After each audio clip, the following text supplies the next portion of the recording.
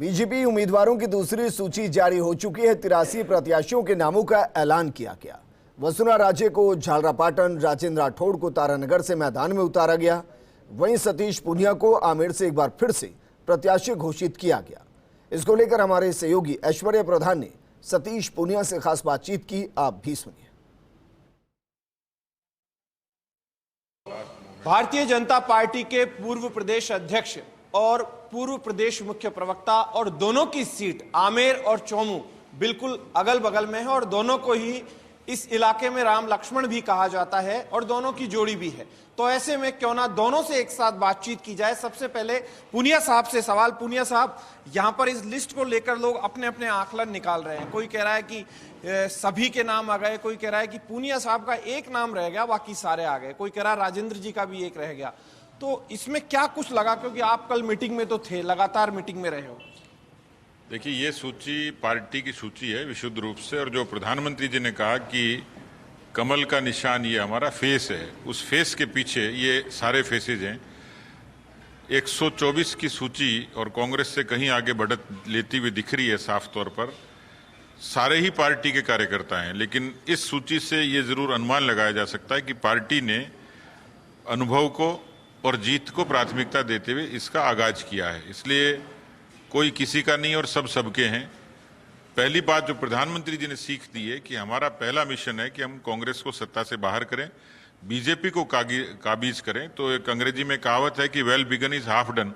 इस सूची से आधा काम बीजेपी के जीत का आगाज का हो गया है और आगे धीरे धीरे कैंपेन चलेगा। लेकिन जो हालात अब जो नजर आ रहे हैं, जिस तरीके से कांग्रेस कंफ्यूज है, भ्रमित भी है, सूची उनकी भी आई है, चेहरे भी उनके वैसे सही हैं, लेकिन एक मजबूरी और एक विवशता उनकी सूची में दिखती है। यहाँ पूरा भरोसा है और उस भरोसे के साथ ही सूची जारी हुई। एक बात कही जा रही थी आपके लिए और राठौड़ साहब के लिए कि वो तारानगर चले जाएंगे और आप किसी दूसरी सीट पर, झोटवाड़ा तक की चर्चाएं थी और आपने किसी कार्यक्रम में सार्वजनिक तौर पर कहा था कि आमेर मेरा घर है, मैं इसे कभी नहीं छोड़ूंगा, जब तक मैं हूं आमेर ही रहूंगा। तो ये जो एक नैरेटिव सेट करने की कोशिश की गई, लेकिन उसमें एक चीज तो सच निकली, दूसरी सच नहीं निकली। नहीं, मेरे बारे में तो मैं जिस दिन 2013 में मैंने आमेर में कदम रखा था, उसके बाद मैं इस बात के लिए पूरे तरीके से कमिटेड था, क्योंकि हम 20 साल बाद जीते और आगे 20 साल तक जीते, उस मंशा के साथ मैं उतरा था।